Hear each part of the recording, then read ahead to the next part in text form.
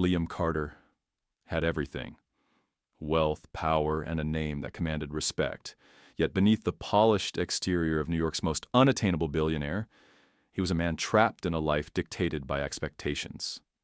Love was a weakness, a risk he refused to take. Until Emma Brooks crashed into his world. She was nothing like the women in his circle. Fiercely independent, unimpressed by his fortune, and utterly uninterested in the man the world worshipped. When fate forced them together, their lives collided in ways neither expected. But love is never that simple. Family, betrayal, and deep-seated fears stood between them. And just when Liam realized she was the one thing he couldn't live without, he lost her. Would he break free from his past before it was too late? This isn't just a love story, it's a battle between the heart and the world. And Liam Carter was about to find out which one wins. Before we begin, let us know, what time are you listening to this story, and where are you? Drop a comment below. We'd love to hear your thoughts. The city skyline shimmered against the night, a million lights twinkling across the towering buildings of New York. Inside, one of the most exclusive venues in Manhattan, the air buzzed with hushed conversations and the clinking of crystal glasses. The Carter family's annual gala was in full swing, a gathering of the wealthiest, the most powerful, and the most calculating minds in the business world. Liam Carter stood near the balcony, a glass of untouched whiskey in his hand. The dim lighting cast sharp angles over his face, chiseled jaw, piercing blue eyes, and an expression that rarely betrayed emotion. He was the CEO of Carter Enterprises, a titan in the finance industry, a man who commanded respect with a single look. But beneath the tailored Armani suit and the unwavering confidence, Liam Carter was a man who had long stopped believing in love. "Liam, there you are," his mother's voice, perfectly measured and poised, cut through the murmurs around them. Eleanor Carter was the epitome of high society, dressed in an elegant navy gown, her silver hair pinned into an immaculate updo. "You've been avoiding me all evening." "I've been here the entire time, Mother," he replied coolly, swirling the amber liquid in his glass, but never taking a sip. Eleanor let out a soft sigh, barely concealing her exasperation. "Veronica has been looking for you." At the mention of the name, Liam's grip on his glass tightened slightly. Veronica Hale. He had known her since childhood, a poised, well-groomed woman from one of the most prestigious families in New York, a woman his parents had long planned for him to marry. "She seems perfectly capable of keeping herself entertained," Liam remarked, his tone flat. That's not the point," Eleanor continued, lowering her voice just enough for only him to hear. "It's time you stopped running, Liam. The merger between Carter Enterprises and Hale Investments would secure the future of both families. You know this." He turned his gaze toward the center of the ballroom, where Veronica was engaged in conversation with another executive. She was beautiful in the way society demanded. Flawless, composed, a woman who understood power. But Liam felt nothing when he looked at her. "I have no interest in marriage," he stated plainly. His mother's lips pressed into a thin line. "Marriage is not about interest. It's about responsibility. Do you think your father and I married for love?" Liam gave her a sharp look. "And look at how that turned out." For a moment, something flickered in Eleanor's eyes, but it was gone as quickly as it came. She reached for his arm, her grip firm. "You can't avoid this forever, Liam. The world isn't as forgiving as you think." Before he could respond, his father's voice interrupted. "Liam." Richard Carter's presence was commanding even in a room full of influential figures. A moment, Liam barely concealed his irritation as he followed his father toward a secluded corner of the ballroom. Richard, a man whose Authority had shaped the Carter Empire, studied his son with a measured gaze. "I don't have time for your games," Richard said, voice low but firm. "You're 38 years old, and it's time you start thinking about your legacy." "My legacy is my company," Liam shot back. "No," his father countered, his expression steely.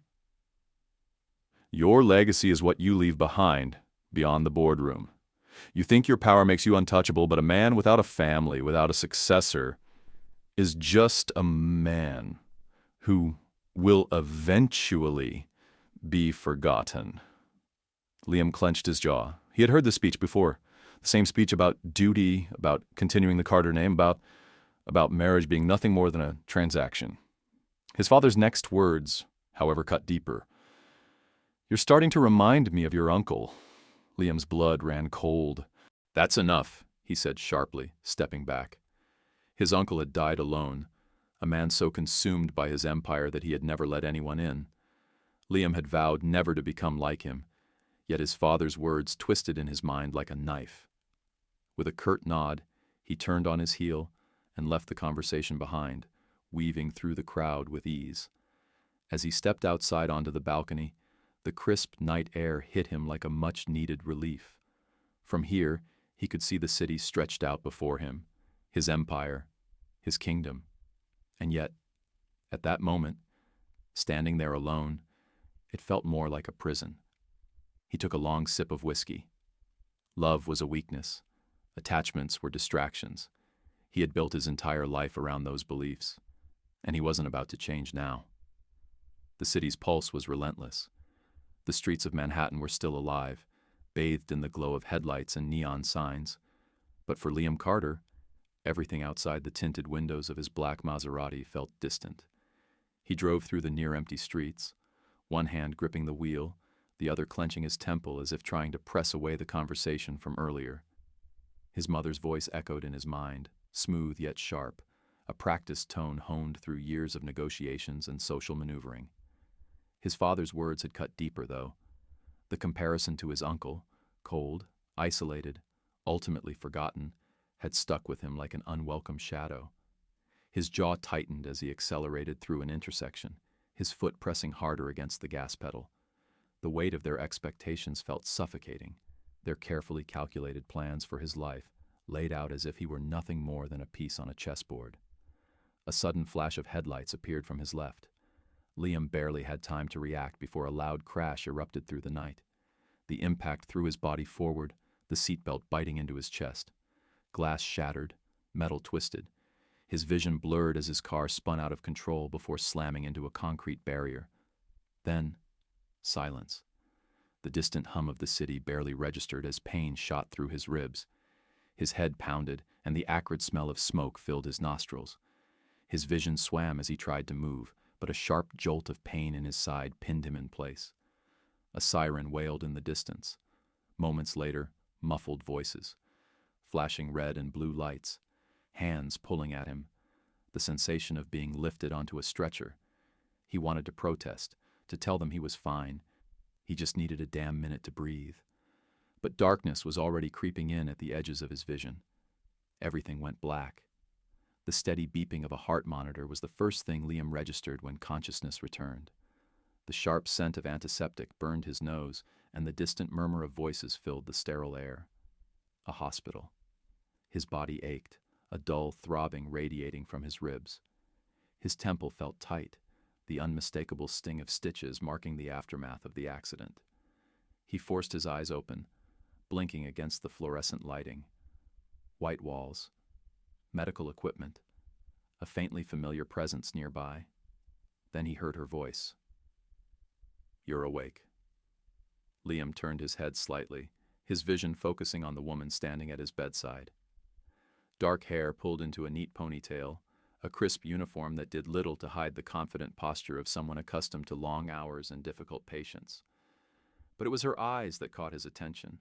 Steady, observant, utterly unimpressed. He recognized that look.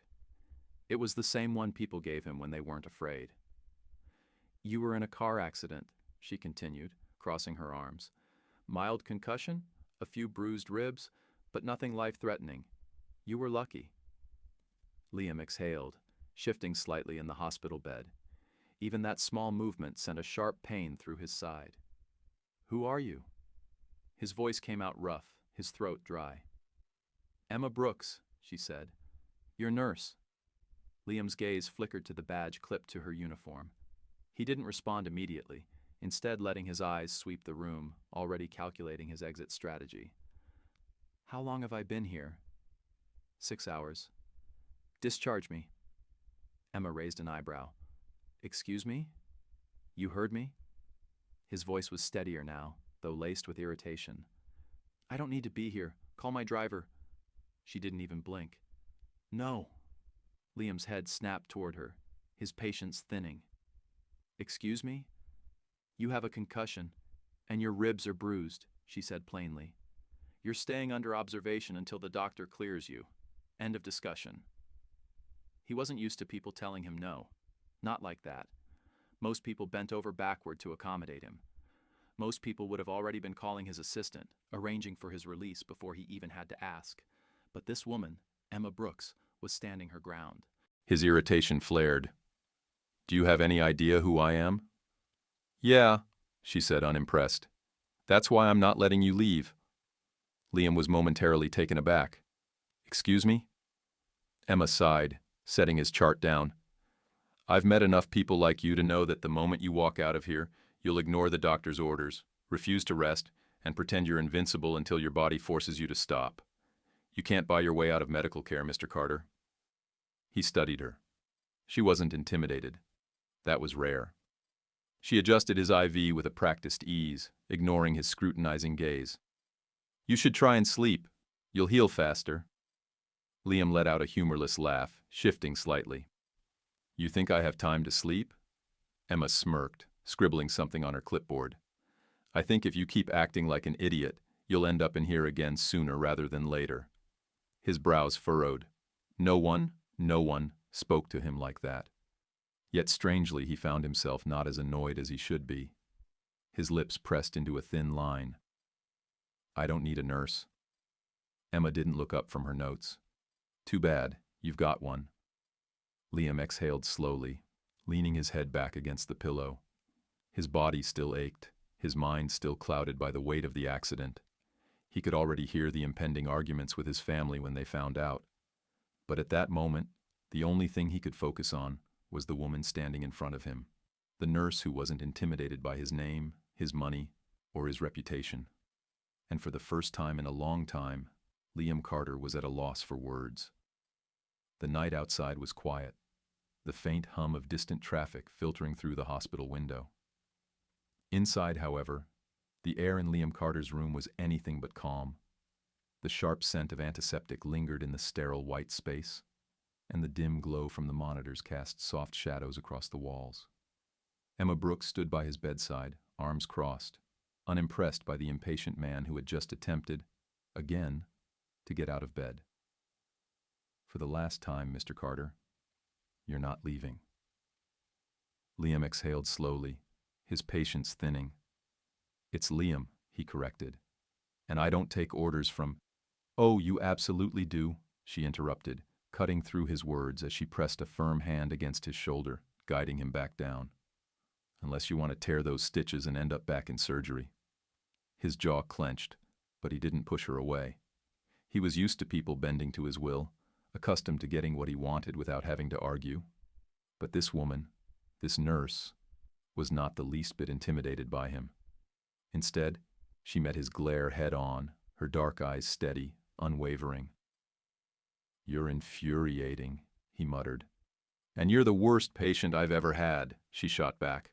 A smirk ghosted across his lips before he could stop it. She was different. It wasn't just the way she stood her ground. It was the way she treated him, like he was any other patient, not a billionaire who could buy the hospital if he wanted to. There was no deference, no fake charm, no calculated politeness. Just blunt honesty and a stubbornness that rivaled his own. He wasn't sure if that annoyed him or intrigued him. Emma glanced at his IV bag, making sure the fluids were still flowing properly. "You should try to rest," Liam scoffed. Not likely. She didn't look surprised. You don't sleep much, do you? His fingers tapped idly against the edge of the blanket. I sleep enough. Emma hummed in response, clearly unconvinced. She adjusted his blanket slightly, a simple motion, but something about it felt oddly intentional. He frowned. Do you do that for all your patients? Or am I just special? Her lips twitched, but she didn't look at him. Oh, you're special, all right. Just not in the way you think. Liam huffed a quiet laugh, but as he shifted slightly, a sharp pain radiated through his ribs. He inhaled through his nose, pressing his head back against the pillow. Emma noticed. Painkillers wearing off? I'm fine. She gave him a knowing look, but didn't argue. Instead, she reached for his chart, flipping through the pages. Liam let his gaze drift toward her, studying the way her brows furrowed slightly in concentration. He hadn't paid much attention to her before, not really. But now, in the dim lighting of the hospital room, he noticed things he hadn't before. The delicate curve of her jaw, the faint shadow of exhaustion beneath her eyes, likely from long shifts, the quiet confidence in the way she carried herself. He hated how observant he was being. Emma glanced up just then, catching his gaze. Something wrong? He blinked, shifting his focus. No. She didn't push, but he could tell she didn't believe him either. After a few moments of silence, she spoke again. You talk in your sleep? Liam tensed. Excuse me? She leaned against the counter, watching him carefully. Last night, you were having a nightmare. His stomach tightened. She didn't say it with pity. That was what caught him off guard. There was no soft-spoken sympathy, no awkward attempt at comforting him. Just a statement. A fact. Liam exhaled slowly. It was nothing. Emma tilted her head slightly, considering him. Didn't seem like nothing. He clenched his jaw, turning his gaze toward the ceiling. The last thing he wanted was for some nurse, some stranger, to start peeling back layers he had spent years carefully guarding. It's none of your concern, he said finally. Emma shrugged. Maybe not. She hesitated for a moment, then added, but nightmares don't come from nowhere. Liam's fingers curled into the blanket. He wanted to ignore her, wanted to tell her to leave it alone, but instead, he found himself saying, How do you know? She leaned against the counter, her arms still crossed. Because I have them too. That made him pause. He looked at her again, properly this time. There was something unspoken in the way she said it, a quiet weight in her voice. He didn't ask. She didn't offer. For a moment, the tension in the room shifted. Emma straightened, breaking the silence. You should try to rest. Liam huffed a breath, shaking his head. I told you I don't... I know, she interrupted, a small smile playing at the corner of her lips. You don't sleep. You don't listen. You don't take orders. You're basically the perfect patient. The sarcasm wasn't lost on him. She turned toward the door, pausing just before she stepped out. Try anyway. Then she was gone. Liam stared after her for a long moment before exhaling, letting his head fall back against the pillow. Damn her. He closed his eyes, but sleep didn't come easy. Morning light filtered through the hospital blinds, casting soft streaks across the sterile white walls. Liam Carter lay in bed, propped up slightly, staring out the window at the city beyond. The beeping of the heart monitor was a steady reminder that he was still confined here, a place he had no patience for. He hadn't slept much. The previous night's conversation with Emma Brooks lingered in his mind longer than he wanted to admit. The way she had spoken so bluntly, the way she had stood her ground, the way she had simply walked out of the room without a second thought. It was unsettling. Liam was used to control. He dictated outcomes. He made the rules. Yet somehow she had defied every expectation. The soft knock on the door pulled him from his thoughts. Emma stepped inside, her expression as unreadable as ever. Good news, she said, flipping through his chart. Your vitals are stable, and the doctor's clearing you for discharge later today. Liam exhaled. Finally. Though, she added, eyeing him, you'll still need a nurse for aftercare. He smirked. Are you offering? Emma scoffed, not even looking up. Not a chance. Liam studied her for a moment. The idea had already been forming in his mind since last night. He didn't trust just anyone, and after their brief encounters, he had come to one realization. Emma Brooks wasn't the type to coddle him or treat him differently because of his wealth.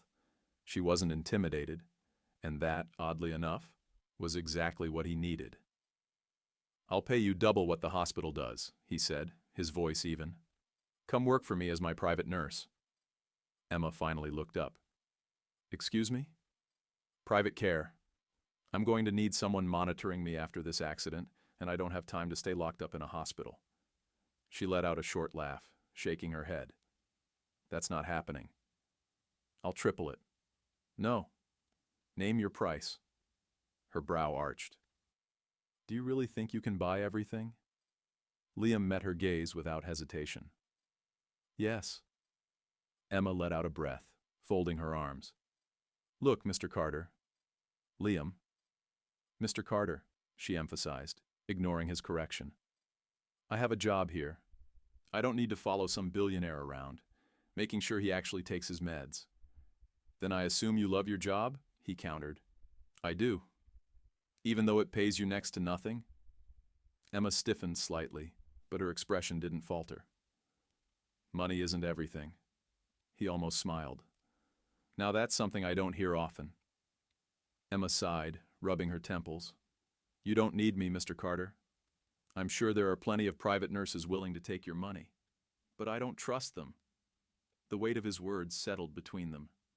For the first time, Emma hesitated. Liam wasn't sure why he was pushing this so hard. Maybe it was because he didn't want to deal with a team of people hovering over him. Maybe it was because he didn't want his family controlling every aspect of his recovery. Or maybe, just maybe, it was because Emma Brooks was the first person in a long time who treated him like he was human. But then, she shook her head. Sorry, she said, her voice firm. But my answer's still no. Liam watched as she turned, heading toward the door. For the first time in years, he felt the sting of rejection. Emma was still thinking about their conversation hours later. She was on her lunch break, sitting in the small hospital lounge, stirring her coffee absent-mindedly. It wasn't just the absurd amount of money Liam Carter had thrown at her. It was the way he had said he didn't trust anyone else. She didn't know much about him beyond what she had read in headlines, but from what she had seen in the past few days, the billionaire wasn't as untouchable as he wanted the world to believe. Not that it mattered.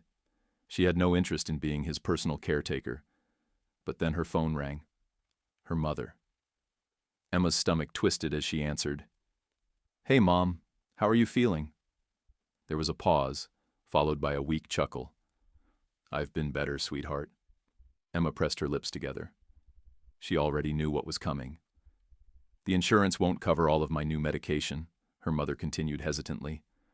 The doctor says I need to start it soon, but I'll take care of it, Emma cut in, her voice steady. Emma, I don't want you worrying about this. I said I'll handle it. Another pause. Emma forced a smile into her voice. Just focus on getting better, okay? I'll call you later. After hanging up, she exhaled slowly, staring down at her coffee. She had been managing fine.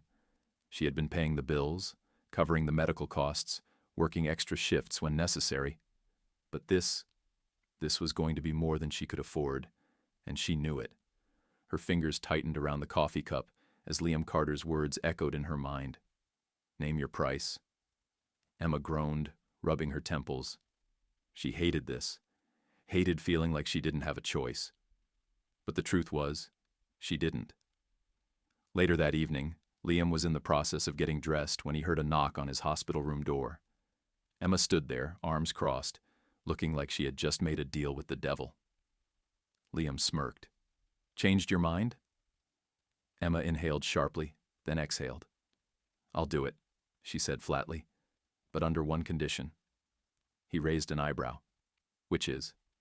This is strictly professional. I'm your nurse, not your assistant, not your friend, and definitely not someone you get to boss around outside of medical care. Liam chuckled. Fair enough. She narrowed her eyes. I mean it. His smirk didn't fade. Noted. Emma clenched her jaw, then muttered, God, I already regret this. Liam simply extended his hand. She eyed it for a long moment before finally shaking it. And just like that, the deal was sealed. The city skyline stretched endlessly beyond the penthouse windows, bathed in the amber glow of the setting sun. Emma Brooks stood near the sleek kitchen counter, arms crossed, surveying the luxurious space she had reluctantly agreed to spend her time in. Liam Carter's home was exactly what she expected, minimalistic, cold, and impersonal. Expensive furniture that looked more like a showroom than a place where someone actually lived. The penthouse was a reflection of the man himself, pristine, guarded, and devoid of warmth. She sighed, adjusting the strap of her bag. All right, let's get a few things straight. I'm here to make sure you recover, not to cater to your every whim. If you ignore my medical advice, I walk. Liam, seated on a black leather chair, barely glanced up from his laptop. Noted. Emma narrowed her eyes. She didn't believe for a second that he was taking her seriously. I mean it, Carter. Liam, he corrected. She ignored that. You will rest when you need to, take your medication, and follow my instructions. If you push yourself too hard and end up back in the hospital, that's on you, but I won't be a part of it. He finally looked up, closing his laptop with a quiet click. I'm not in the habit of hiring people who lecture me. Emma smirked. Then maybe you shouldn't have hired me. A flicker of amusement crossed his face, gone just as quickly as it appeared. Days passed, and Emma began to see glimpses of the man beneath the billion-dollar exterior. Liam Carter wasn't just cold. He was isolated. He kept everyone at a distance, avoided personal conversations, and seemed to operate under the belief that attachment was a weakness. She had dealt with stubborn patients before, but Liam was in a league of his own. He was used to control, to having people cater to his every need without question. Emma was not one of those people. She set strict boundaries, refusing to be treated like one of his employees. And for reasons she couldn't quite understand, Liam didn't fire her for it. If anything, he seemed almost intrigued. But it wasn't until the fever hit that she saw something deeper. It started as a simple headache, one Liam brushed off as exhaustion. By the evening he was pale, his usual sharp demeanor dulled by a fever that climbed dangerously high. Emma found him in his home office, slumped against the desk, one hand gripping the edge as if it were the only thing keeping him upright. Jesus, Carter, she muttered, rushing to his side. I'm fine, he gritted out. She pressed the back of her hand against his forehead and swore under her breath. You're burning up. He tried to wave her off, but his body betrayed him. A moment later, his knees buckled. Emma caught him before he collapsed completely, guiding him toward the couch. He was heavier than she expected, his body tense even as exhaustion pulled at him. You're not fine, she said, voice softer this time. You need to lie down. He let out a low breath, as if even that small act of surrender was foreign to him. She guided him to the bed, ignoring his weak protests, and fetched a cold compress. For hours, she stayed by his side, cooling his fever, making sure he stayed hydrated. He drifted in and out of consciousness, mumbling incoherent words, his usually guarded expression vulnerable in a way she had never seen before. At one point, he murmured something so quietly she almost missed it. Don't leave. She stilled.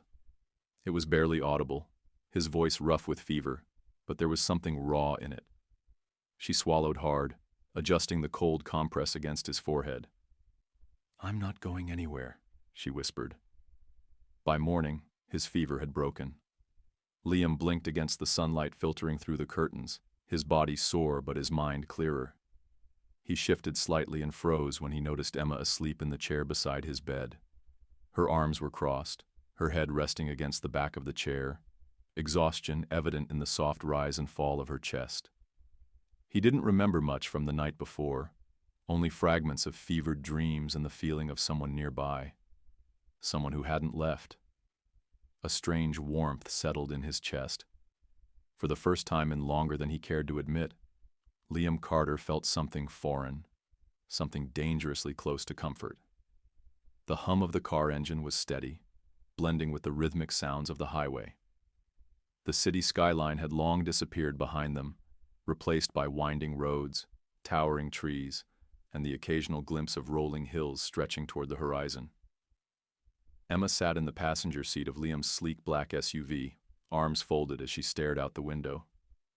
She still wasn't entirely sure how she had ended up here.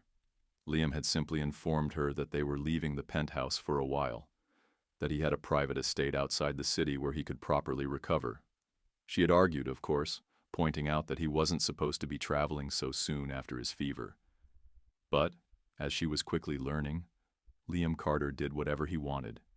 So here they were. She shifted slightly, glancing at him from the corner of her eye. He looked better than he had a few days ago, though still a bit pale. His hands were relaxed on the wheel, his focus trained on the road ahead, his expression unreadable as always. "How much longer?" she asked. "Another hour." She sighed, leaning her head back against the seat. "You could have just stayed in the city, you know." Liam smirked but didn't look at her. "I could have, but I didn't." Emma rolled her eyes, muttering something under her breath. Liam chuckled. "Did you just insult me?" "I'm too polite for that." "Doubtful." She fought a smile but refused to let him see it. When they finally arrived, Emma had to admit, it was stunning. The estate sat on a vast stretch of land, surrounded by tall oaks and flowering gardens that looked like they belonged in a painting. The house itself wasn't ostentatious, at least not compared to what she had expected. It was grand, yes, but there was something about it that felt lived in, which was strange. Because from what she knew of Liam Carter, he didn't seem like the type to spend much time anywhere other than his office. "This is yours?" she asked as they stepped out of the car. Liam gave her a sideways glance. "Why do you sound surprised?" Emma shrugged. "I just thought your taste would be more clinical." He smirked. "And here I thought you had me all figured out." She shook her head, following him inside. The interior was just as beautiful. Warm wood tones, open spaces, walls lined with bookshelves instead of just expensive art pieces. It didn't match the image she had built of him, which only made her more curious. "You spend much time here?" she asked. Liam hesitated, just for a second. "Not as much as I should." There was something in his tone that made her pause, but before she could question it, he turned toward the hallway. "Your room is down there," he said. "You'll have everything you need." She nodded, deciding not to push. For now. Later that evening, Emma found herself outside, taking in the fresh air. The estate grounds stretched endlessly before her, the fading sunlight casting long, golden shadows across the grass. It was peaceful. She had almost forgotten what that felt like. A burst of laughter caught her attention. She turned toward the source of the sound and spotted a group of children near the edge of the garden, playing some kind of game. A woman, one of the estate staff, Emma assumed, stood nearby, watching them with a smile. Before she could process what she was doing, she found herself walking toward them. One of the children, a little girl with messy blonde curls, looked up and grinned. "Want to play?" Emma hesitated for only a moment before crouching down to their level. "What's the game?" The children immediately launched into an excited explanation, words tumbling over each other. Liam, who had been observing from the patio, watched in silence. He hadn't meant to follow Emma outside, but something about the way she had stepped into the garden had caught his attention. And now, standing at a distance, he found himself unable to look away. She was laughing. It was different from the dry humor she often used with him. This was unguarded, genuine. He had never seen her like this, and he hated how much he noticed. He turned away before she could catch him staring, retreating into the house with a frown. That night, Emma found Liam in the library, nursing a glass of whiskey. She leaned against the doorway, crossing her arms. "You disappeared earlier." Liam didn't look up. "Did I?" She raised an eyebrow. "You did." He swirled the amber liquid in his glass, silent for a moment before finally glancing at her. "You're good with kids." Emma blinked, caught off guard by the comment. I used to volunteer at a children's hospital. Liam nodded, as if that made sense. They liked you. Emma smiled, a little amused. Is that surprising? Liam smirked. A little. She rolled her eyes, stepping further into the room. And what about you? Not a fan of kids? He exhaled through his nose, setting his glass down. Not something I ever thought about. Emma studied him for a long moment. You were watching, she said suddenly. Liam didn't respond. A small smile played at her lips. And you ran away when you realized it. His jaw ticked slightly. I didn't run. Emma tilted her head. You sure about that? Liam held her gaze. For a brief moment, something unspoken lingered between them, something fragile, something unfamiliar. Then, as if breaking whatever had settled in the air, Liam leaned back, picking up his drink again. Don't flatter yourself, Brooks. Emma chuckled, shaking her head. But as she left the room, she couldn't shake the feeling that, despite his words, Liam Carter had seen something today that he wasn't ready to acknowledge. The tension in the estate had shifted. Emma could feel it in the air, in the way Liam had started withdrawing. It wasn't sudden. There was no dramatic moment, no heated argument. Instead, it was subtle, like the slow retreat of a tide. At first, she barely noticed. He spent more time in his office, buried in work, claiming he had important business to handle. She assumed it was just his way of regaining control after being vulnerable during his fever. But then, the excuses piled up. He skipped meals. He ended conversations quickly. He stopped lingering in the library when she was there. And Emma, despite telling herself she shouldn't care, found herself frustrated. She had spent nights taking care of him, worrying about him, making sure he was okay. And now that he was, it was as if he was trying to erase whatever fragile connection had formed between them. Fine, she thought. If that's what he wants, she won't push. But it still stung. Liam sat at his desk, staring blankly at the financial reports in front of him. He had read the same paragraph 3 times and still couldn't process a single word. This was ridiculous. He had spent years building walls around himself, ensuring that no one got too close, that no one could affect him. It was safer that way, cleaner. Then Emma Brooks had walked into his life, and now everything felt unsteady. He didn't like it, so he did the only thing he knew how to do. He distanced himself. He focused on work, stayed locked in his office, ignored the way he had started noticing her too much, the way her laughter had stuck with him, the way his mind kept replaying the warmth of her hands against his burning skin when he was sick. Number. It was better this way. Emma had just set her book down when she heard it, heels clicking against the marble floors, a voice carrying through the estate like it belonged there. Where is he? She turned toward the entrance and immediately wished she hadn't. A woman stood in the foyer, perfectly poised, her sleek designer dress hugging her frame like it had been custom-made for her. Her dark hair was swept into an elegant updo, her manicured nails resting on her hip. Everything about her screamed wealth, power, and entitlement. Emma didn't need an introduction. This had to be Veronica Hale, the fiancée Liam never wanted. Can I help you? Emma asked, keeping her voice neutral. Veronica's eyes dragged over her, assessing, judging, before her lips curved into something that wasn't quite a smile. I doubt that. Emma clenched her jaw, but before she could respond, Liam appeared at the top of the stairs. Veronica, his voice was cold, impassive. Why are you here? She turned, her demeanor instantly shifting into something softer, more refined. You haven't been answering my calls? For a reason.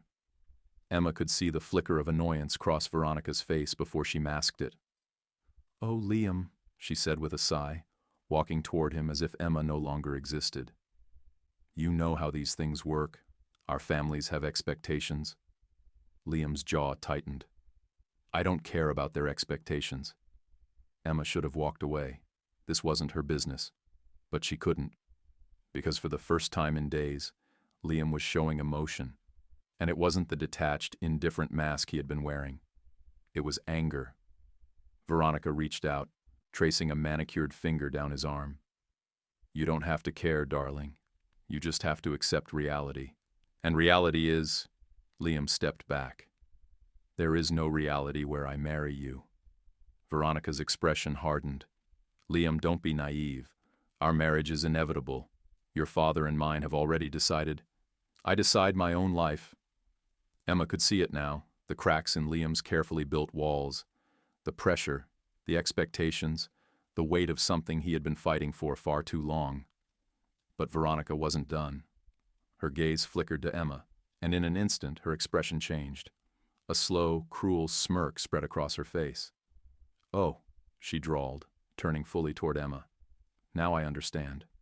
Emma stiffened. "Understand what?" Veronica tilted her head. "Why Liam has been hiding away like some recluse. Why he's suddenly so resistant." She let out a mocking laugh. "You!" Emma's hands curled into fists. Liam took a step forward. "Veronica—" But she ignored him, eyes locking onto Emma like a predator sizing up its prey. "It's always the same, isn't it?" Veronica mused. "Women like you, clinging to men like Liam, thinking you're special, thinking you mean something." She took a slow step closer, her voice dropping just enough to be venomous. "But let me tell you how this ends, darling. Because I've seen it before. He'll grow bored. He always does." Emma forced herself to remain still, even as heat rose to her cheeks. Veronica smiled, sensing a reaction. "But for now, I suppose he enjoys playing house with the help." Silence filled the room. Emma exhaled slowly, steadying herself. Then she turned to Liam, and she waited. Because this moment right here, would tell her everything she needed to know. Would he defend her? Would he prove Veronica wrong? Or would he let her believe that she was nothing more than what Veronica had said?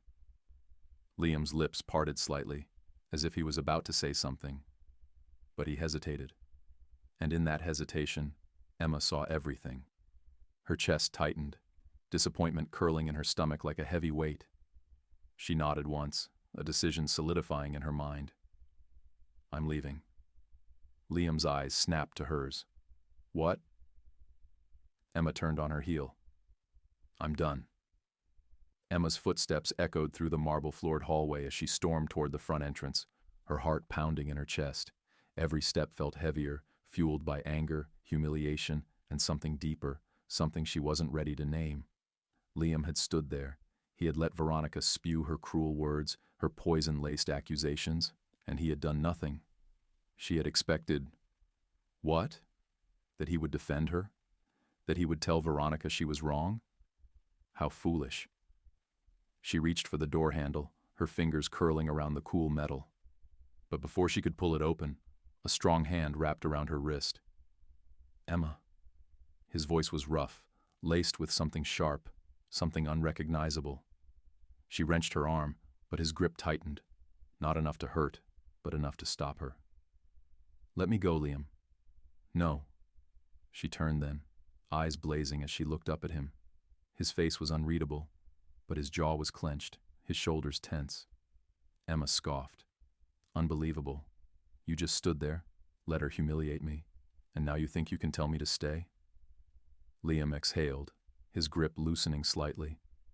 "This has nothing to do with you." She let out a bitter laugh. "That's exactly the problem, isn't it?" His brows furrowed. Emma shook her head. "I don't belong in your world, Liam. And honestly, I don't want to. I won't stay somewhere I'm treated like nothing." Liam's fingers twitched against her wrist, his grip hesitant now, as if he wasn't sure whether to hold on or let go. "You're not nothing," he said, voice quieter this time.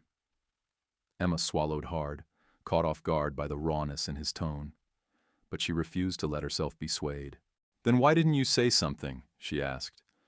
"Why did you just let her talk to me like that?" Liam's throat worked, his jaw tightening. "Because it wasn't the time or place." Emma narrowed her eyes. "That's a pathetic excuse." His grip finally fell away, but he didn't step back. Instead, he raked a hand through his hair, his frustration evident. "Emma, I have spent my entire life handling people like Veronica, like my family. If I fought back against every single thing they threw at me, I'd never stop. And frankly, I didn't think you needed me to defend you." Her lips parted slightly, taken aback. He ran a hand down his face. "You held your own." Emma stared at him, breathing unevenly. "That's not the point, Liam." His gaze met hers. "Then what is?" She hesitated, and that was enough for Liam to press forward. "You're mad because I didn't stop her," he said slowly, as if piecing something together in real time. "You're mad because you think I don't care." Emma forced herself to hold his stare. "Do you?" Liam's chest rose and fell, something flickering behind his eyes. Then, after a long pause, he exhaled sharply and shook his head. "You can't leave." Emma crossed her arms. "Watch me." He let out a low growl of frustration before stepping closer. "You signed a contract, Brooks." Her jaw tensed. "So that's what this is? Just business?" His hands balled into fists at his sides. "That's not what I meant." She waited, but he didn't elaborate. She turned toward the door again. "Damn it, Emma," Liam muttered under his breath before he reached for her wrist once more. But this time, his grip was gentle, a plea rather than a demand. She looked up at him, her heartbeat betraying her frustration. "Stay," he said, quieter now. "Not for them. Not for me. Just finish what you came here to do. Then you can go." Emma studied him for a long moment. This wasn't the same Liam Carter she had first met, the untouchable billionaire who cared about nothing and no one.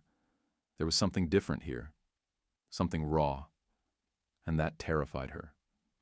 She slowly pulled her hand free.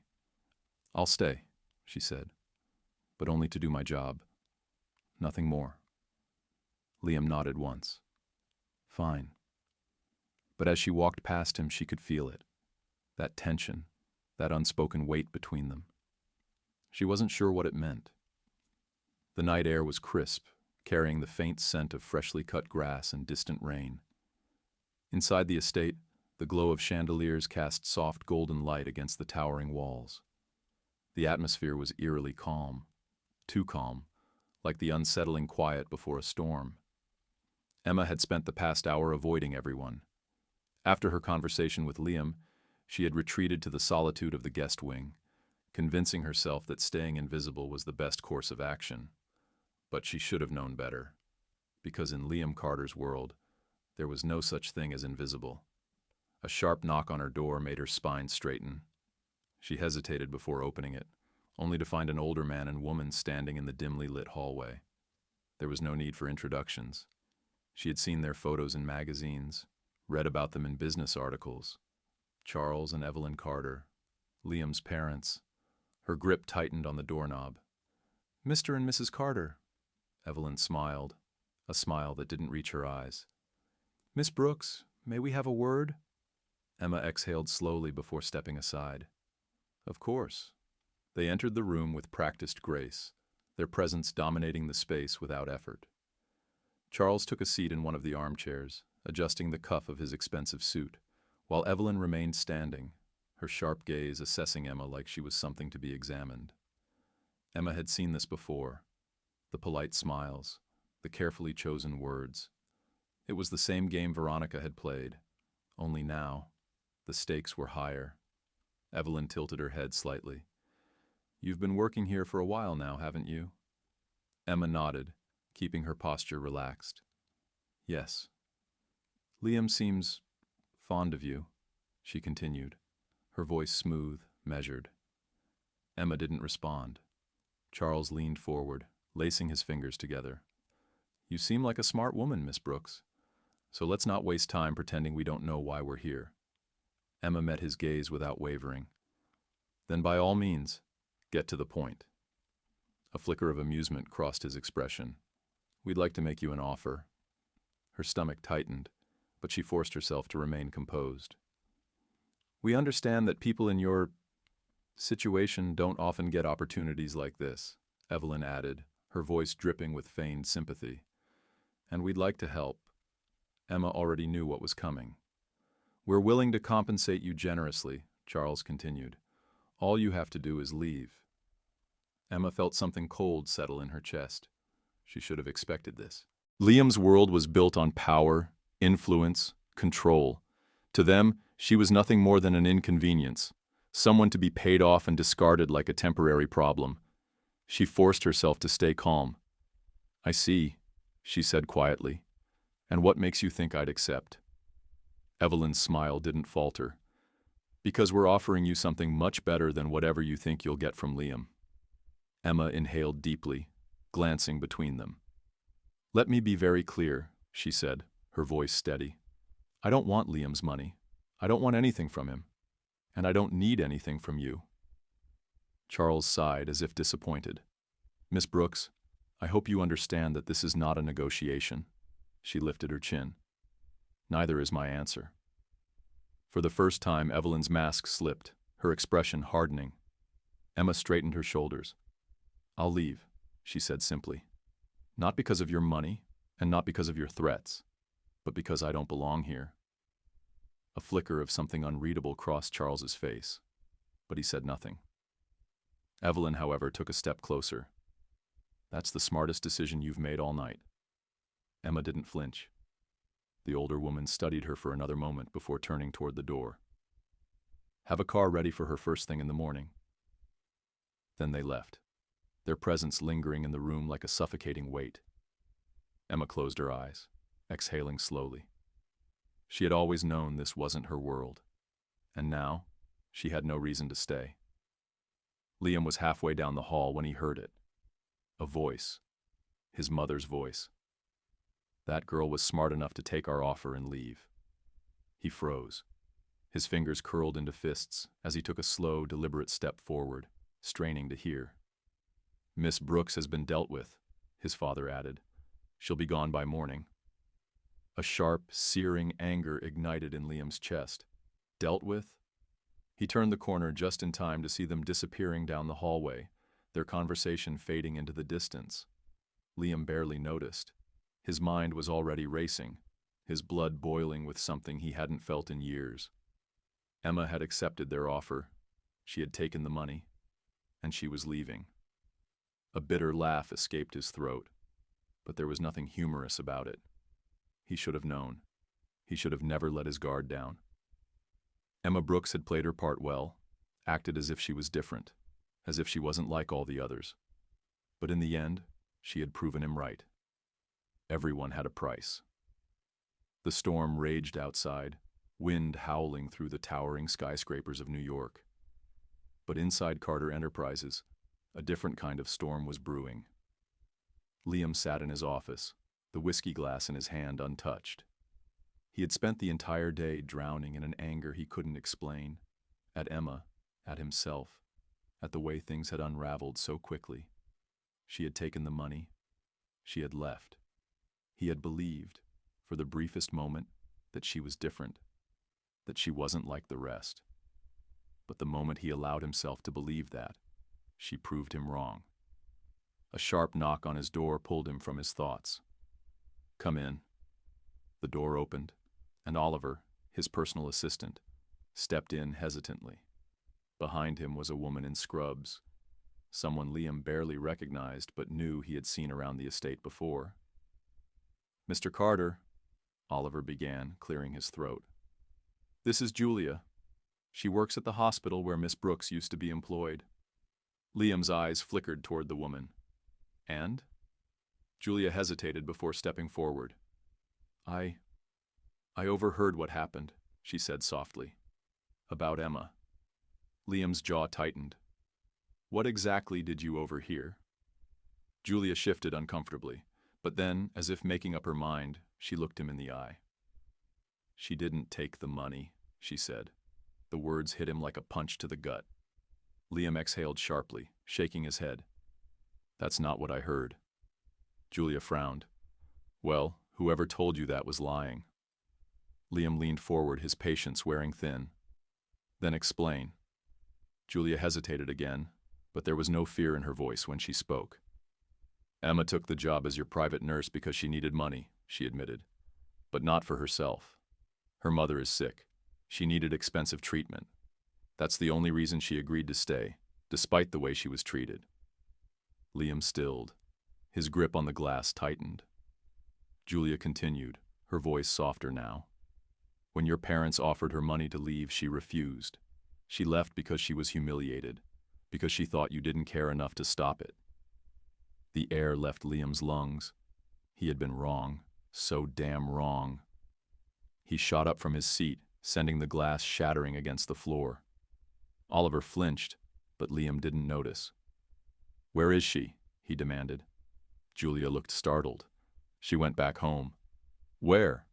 She swallowed hard. "Boston." Without another word, Liam grabbed his coat and stormed out. The drive to Boston was a blur. Liam barely remembered the road, the passing city lights, the rain pounding against his windshield.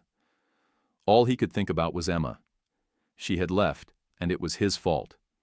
He had let his past, his paranoia, dictate his actions. And now he was standing on the ruins of something he hadn't even realized he wanted until it was gone. He had spent years building walls around himself, convincing himself that love was just another transaction. But Emma had never wanted his money. She had only ever wanted honesty, respect, him, and he had thrown it away. By the time he reached her mother's house, the rain had turned into a full-blown storm. He stepped out of the car, the cold rain soaking through his clothes instantly. But he didn't care. He knocked once, twice. Then the door opened. Emma stood there, eyes wide with shock. She looked different. No crisp white uniform, no guarded expression. Just Emma, in an oversized sweater, her hair pulled back, her face tired, but still the most beautiful thing he had ever seen. "Liam?" Her voice was barely above a whisper. His throat tightened. "Emma?" She shook her head, her expression hardening. "What are you doing here?" Liam took a deep breath, rainwater dripping from his hair. "I was wrong," he admitted. "I was so damn wrong." Emma crossed her arms, not inviting him in. "Which part?" "Because there are a lot of things you could be referring to." Liam let out a rough chuckle, but there was no humor in it. "Every part." She didn't say anything, but she didn't close the door either. So he continued. "I thought you left for the money," he said, his voice raw. "I thought you were like the others." Emma flinched, just barely. "But I was wrong," Liam went on. "You never took the money. You stayed because you had no choice, and you left because I didn't give you one." Emma looked away, staring at the rain instead. Liam stepped closer. "I gave up everything." That made her turn back. "What?" "I'm not going back to New York," he said simply. "I gave up my shares, walked away from the company, from my parents, from everything." Emma's lips parted slightly, shock flickering across her face. "Why would you do that?" Liam exhaled, running a hand through his wet hair. "Because none of it mattered," he admitted. "Not if it meant losing you." Emma swallowed hard. "Liam, you can't just... I love you." Silence. A crack of thunder echoed in the distance. Emma sucked in a sharp breath, her eyes locking onto his. Liam held her gaze unflinching. "I love you," he repeated, softer this time. "I don't expect you to forgive me. Hell, I don't even deserve it. But I needed you to know." Emma looked at him, and for the first time in days, he couldn't read her expression. Then, she did something he didn't expect. She reached for him. And for the first time, Liam Carter let himself be held. The rain had stopped, leaving behind the scent of damp earth and fresh beginnings. The morning light filtered through the sheer curtains of Emma's small but cozy home, casting a golden hue across the modest furniture. The storm had passed, but the real battle was just beginning. Liam sat on the couch, his elbows resting on his knees, hands clasped together. His shirt was still damp from the night before, but he hardly noticed. Across from him, Emma moved about the kitchen, making coffee. Silent, but not cold. It wasn't an acceptance, nor was it rejection. It was something in between. He could live with that. For now. A sharp knock on the door shattered the quiet. Emma looked at him hesitantly. Liam exhaled. "I'll get it." He already knew who it would be. Sure enough, when he opened the door, Charles and Evelyn Carter stood on the porch, their expressions unreadable, but their presence carrying the weight of inevitability. Liam didn't step aside. "We need to talk," Charles said. Liam crossed his arms. "There's nothing left to talk about." Evelyn sighed, tilting her head slightly. "Liam, don't be dramatic." His jaw clenched. "Dramatic? You paid a woman to leave my life and lied about it. I think the drama was well established before I got involved." Charles gave a slow, measured nod. "We did what we thought was best, and now we're here to offer you one last chance to reconsider." Liam leaned against the doorframe. "Let me guess. If I come back, all is forgiven. The company, the inheritance, the perfectly packaged future." His father's silence was confirmation enough. Liam shook his head with a small chuckle. "You still don't get it, do you?" Charles's gaze hardened. "You walk away from this family, Liam, and you walk away from everything. No company, no inheritance, nothing." Emma, who had quietly stepped to the doorway, inhaled sharply. Liam glanced at her before looking back at his parents. "I know." Charles blinked. "You're willing to throw everything away for her?" Liam's lips curled into the faintest smile. "Number, I'm willing to throw everything away for me." Evelyn's lips parted slightly, as if the realization had finally hit her. "You think we're trying to control you," she said. Liam shook his head. "I don't think. I know. And for years I let you. I let you dictate my choices, my relationships, my future. But not anymore." Charles looked at him as if searching for the son he once shaped. But the man standing before him was no longer someone they could manipulate. "You're making a mistake," he said finally. Liam let out a slow breath. "Maybe, but at least it's mine to make." Silence stretched between them before Charles gave a curt nod. "Very well."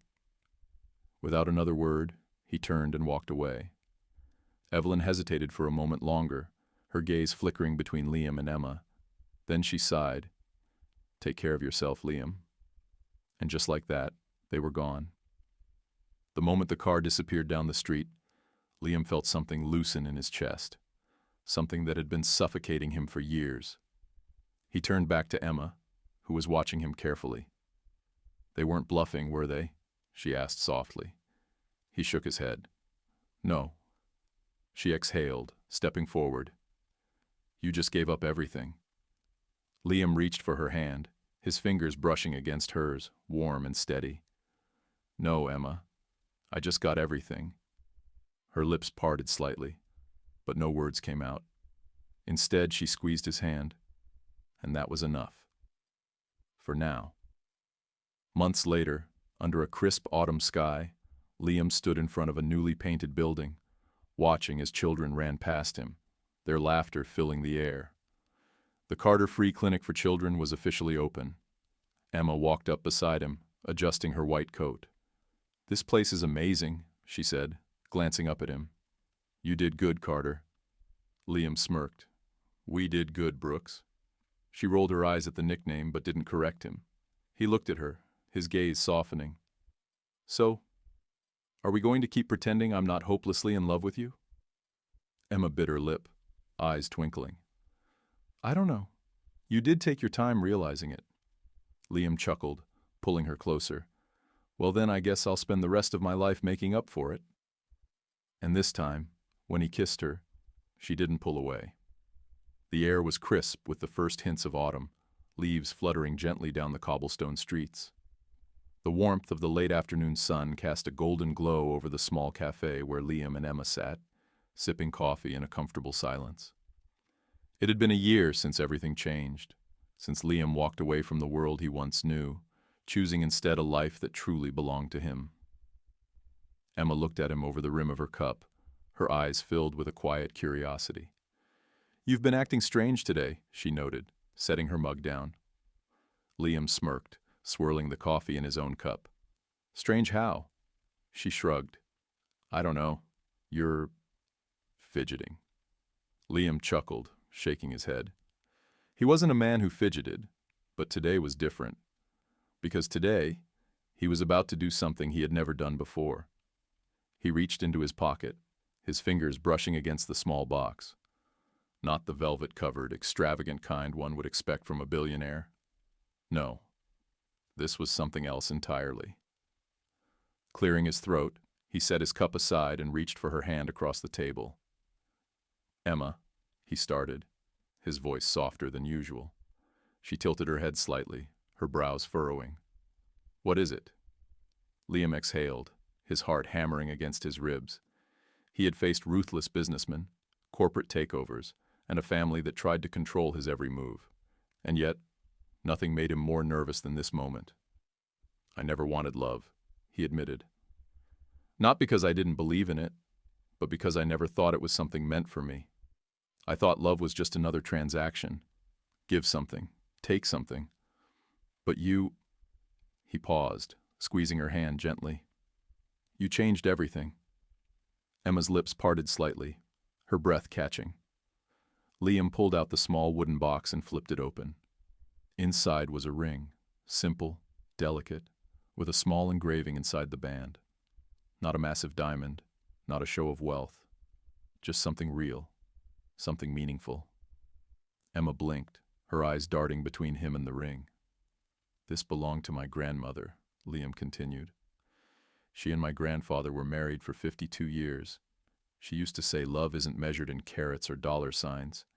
It's measured in moments, in laughter, in being willing to fight for each other when things get hard."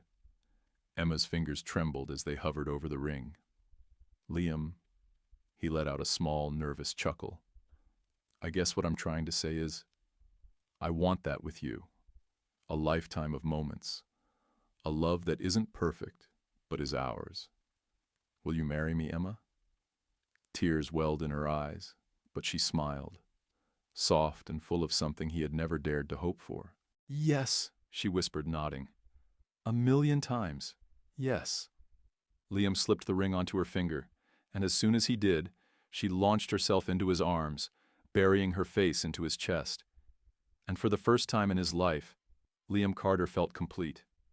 The wedding was nothing like what the Carter family had once envisioned for their son. No grand ballroom, no press, no flashing cameras. Instead, it was held in a small garden just outside the clinic they had built together, with only close friends, a few nurses from the hospital, and children laughing as they ran through the grass. Emma stood in a simple white dress, nothing extravagant, just elegant in the way she had always been. Liam, in a classic black suit, couldn't take his eyes off her. As she walked toward him, barefoot on the grass, he swore he had never seen anything more beautiful. The ceremony was intimate, heartfelt, filled with quiet vows and stolen glances. When it was time to speak, Liam took Emma's hands in his and smiled. "I used to think love was weakness," he said, "that letting someone in meant giving them the power to hurt you. But you—" He paused, tightening his grip on her hands. "You proved me wrong. You showed me that love is the strongest thing a man can have. And I swear to you, for the rest of my life, I will never take it for granted." Emma's eyes shimmered with unshed tears as she whispered, "I love you, Liam." And when they kissed, it wasn't just a kiss. It was the beginning of forever. Later that evening, as the stars twinkled above them, Liam sat with Emma on the porch of their home, his arm wrapped around her shoulders. She turned to him, a teasing smile playing on her lips. "So, how does it feel?" Liam glanced down at their intertwined hands, her wedding ring resting against his skin. "Like I finally found my way home," he murmured. Emma nestled closer, sighing contentedly. "Good." Liam pressed a kiss to her temple. For years, he had been a man with everything: money, power, influence. But it wasn't until now, sitting beside the woman he loved, that he finally understood what it meant to truly have it all. In the end, Liam Carter's story wasn't about wealth, power, or the legacy his family had built. It was about something far more valuable: choosing love over fear, freedom over control, and authenticity over expectation. For years, he believed love was a weakness, something to be avoided at all costs. But life has a way of teaching us the lessons we resist the most. It wasn't money, status, or control that gave Liam purpose. It was the moments of quiet understanding, the sacrifices made without expectation, and the realization that true love isn't about what you have, but who you choose to share it with. We often chase the wrong things, believing they will bring happiness. We build walls, protect ourselves, and convince ourselves that vulnerability is dangerous. But love, real, unfiltered love, isn't about power. It's about surrendering to something greater than yourself. As Liam learned, the greatest risk isn't falling in love. It's letting fear keep you from experiencing it at all. So tell me, what do you think? Can love truly change a person? Can it break down the walls we've spent a lifetime building? I'd love to hear your thoughts in the comments below. And if this story touched you in any way, don't forget to like, share, and subscribe for more.